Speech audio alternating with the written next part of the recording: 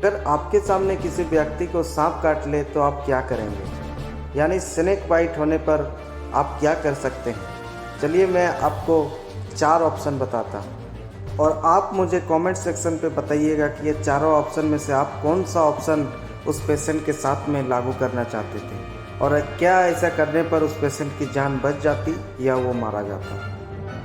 First option, जहाँ पे snake bite हुआ है यानी जहाँ पे बाइट मार्क है उसके ऊपर में रस्सी या कपड़े को जोर से बांध देना। ऑप्शन नंबर 2, जहाँ पे सांप ने काटा है उस जगह पे किसी धारदार ब्लेड या चाकू की मदद से चीरा या कट लगा देंगे। ऑप्शन नंबर 3, बाइट मार्क के ऊपर मुंह लगा के जहर चूसने का कोशिश करना। ऑप्शन नंबर 4, जहाँ पे बाइट किया हो उस अंग को सपाट रेस्ट में रख के उसके ऊपर में पट्टी लपेट देना। स्वागत है मेरे आज के इस नए वीडियो पे और आज हम डिस्कस करेंगे स्नेक बाइट के बारे में। सांप किस तरह से लोगों को काटता है, जहर क्या होता है, सांप काटने के बाद हम क्या करें और क्या ना करें, इन्हीं सभी चीज़ों पे आज हम डिस्कस करने वाले हैं। अगर आप भी सांप से खुद को बचाना चाहते हैं, अपनी जान को बचाना चाहते हैं तो वीडियो को लास्ट तक ज़रूर देखिएगा। हमारे भारत में सांप के 300 से भी अधिक प्रजातियां पाई जाती हैं, लेकिन इनमें से सिर्फ 3-4 ही ऐसे प्रजाति हैं जो ज़्यादा जहरीले हैं। इनमें से पहला है कोबरा, दूसरा है करैत, तीसरा है रसेल वाइपर और चौथा है सॉफ्ट स्किल वाइपर। इन चारों सांपों में 2 तरह के जहर पाए जाते हैं, पहला न्यूरोटॉक्सिक जहर और दूसरा हेमोटॉक्सिक जहर। ये जो न्यूरोटॉक्सिक जहर है ये ब्लड के थ्रू हमारे पूरे शरीर में प्रभावित होता है। ये जहर हमारे शरीर में पहुंचते ही हमारे श्वसन तंत्र को सबसे पहले प्रभावित करता है और इसके कारण हमें चक्कर भी आ सकता है, कमजोरी महसूस हो सकता है और धुंधलापन दिखाई दे सकता है। धीरे धीरे जबान भी लड़खड़ाने लगता है। वाइपर के काटने से हेमोटॉक्सिक जहर हमारे शरीर पे इंजेक्ट हो जाता है।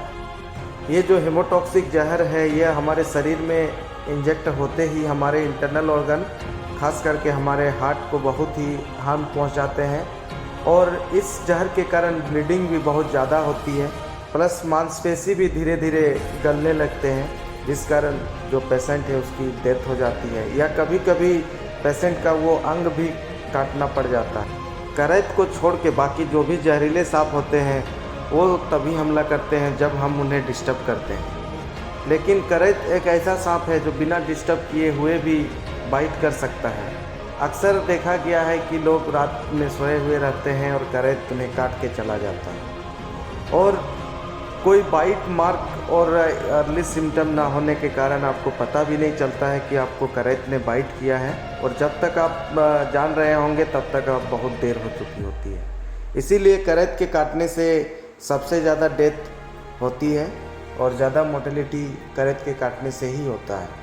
अब हम उन चारों ऑप्शन के बारे में बारी बारी से बात करेंगे जो मैंने शुरुआत में वीडियो में आपको बताया, ताकि आप भी जान सके कि आप उन ऑप्शन को चूज करके मरीज को बचा रहे थे या अनजाने में उसे मौत की ओर धकेल रहे थे। अगर आपने पहले वाले ऑप्शन को सेलेक्ट किया और बाइट मार्क के ऊपर में इस तरह से रस्सी या कपड़ा बांध दिया तो आप देख सकते हैं कि आपका हालत क्या होने वाला है और यकीन मानिए यह और भी ज़्यादा दर्दनाक होगा। अब दूसरे वाले ऑप्शन को सिलेक्ट करके अगर आपने बाइट मार्क के ऊपर में किसी तेज छुरी या ब्लेड की मदद से चीरा लगा दिया तो आपका पूरा खून वहाँ से निकलना शुरू हो जाएगा और अत्यधिक ब्लीडिंग होने के कारण भी आपकी मृत्यु हो सकती है। अगर आपने तीसरे वाले ऑप्शन को सिलेक्ट करके अगर मुंह से जहर को चूसने का कोशिश किया तो फिर तो आपकी मृत्यु पक्की है। इससे आपको मरने से कोई नहीं बचा सकता, क्योंकि उसके बॉडी से जहर आपके बॉडी पे पहुंचेगा और आपके भी सेल को डैमेज करेगा और आपकी भी मृत्यु हो जाएगी। पर आपने चौथे वाले ऑप्शन को चूज किया है और पेशेंट को स्थिर रख के उसके बाइट मार्क के जगह पे इस तरह से कपड़ा लपेट के उसे आप सीधे हॉस्पिटल लेके जाएं तो शायद आपकी जान बच सकती है। सांप काटने के बाद आप जितना घबराएंगे, जितना हिलेंगे, जितना ज़्यादा आप अपने बॉडी को मूव करवाएंगे, उतना तेज़ी से जो जहर है वो आपके बॉडी पे फैलेगा। इसीलिए सांप काटने पर कभी भी घबराना नहीं चाहिए, आपके हार्ट बीट को कंट्रोल करके रखना चाहिए। अगर आप शांत रहेंगे, स्थिर रहेंगे, हार्ट बीट कंट्रोल में रखेंगे तो आप ज़्यादा देर तक सर्वाइव कर सकते हैं और हॉस्पिटल तक आप पहुंच सकते हैं।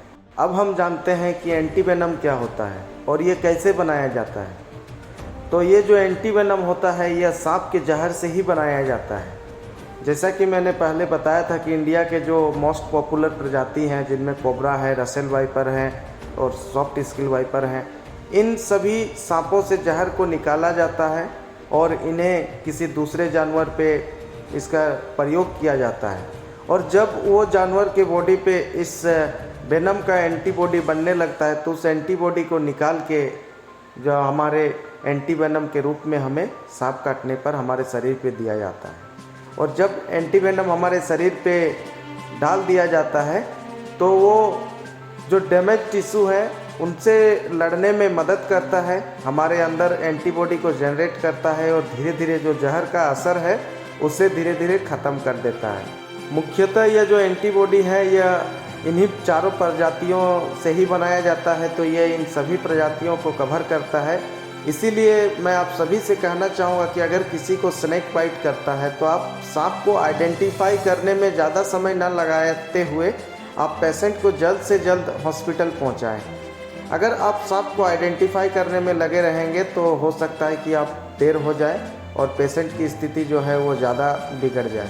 सांप से बचने का कुछ आवश्यक जानकारियों पे आप बात कर लेते हैं। अगर हम पहले से ही सावधान रहे तो शायद हम स्नेक बाइट से बच सकते हैं। अगर हम जंगली क्षेत्रों में निवास करते हैं, गांव में निवास करते हैं, झाड़ियों के सामने अगर हमारा घर है तो हमें और भी ज़्यादा सावधानी बरतनी चाहिए। हमें निरंतर अपने घर में फिनाइल से पोछा लगाना चाहिए, अपने घर के आसपास साफ़ सुथरा रखना चाहिए।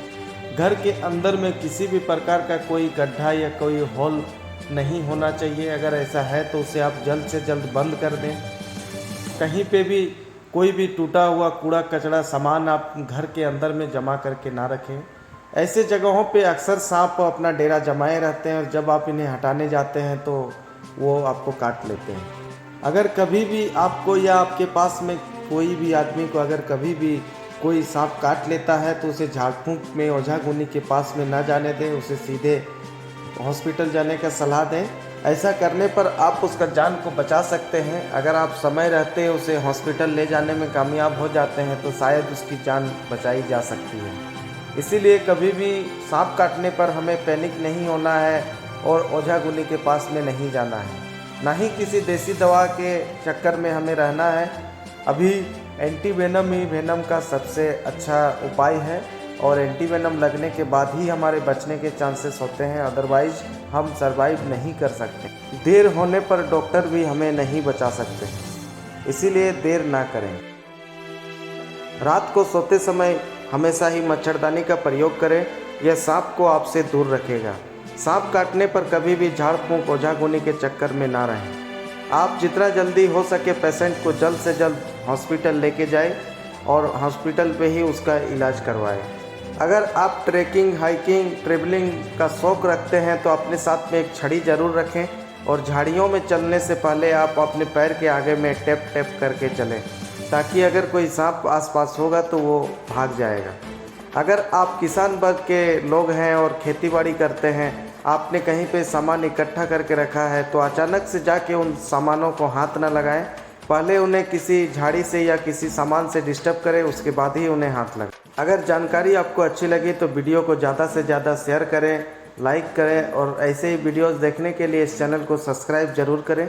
हम जंगल और जानवर से जुड़ी हुई नई नई जानकारियाँ इस चैनल पर अपलोड करते हैं। खास करके हाथी से जुड़ी हुई जानकारियाँ देखने के लिए इस चैनल को सब्सक्राइब ज़रूर करें और बेल आइकन को दबा के आप सबसे पहले नोटिफिकेशन पा सकते हैं। इसी तरह के वीडियोस देखने के लिए हमारे चैनल पर दोबारा पधारें। धन्यवाद। जोहार। जय झारखंड।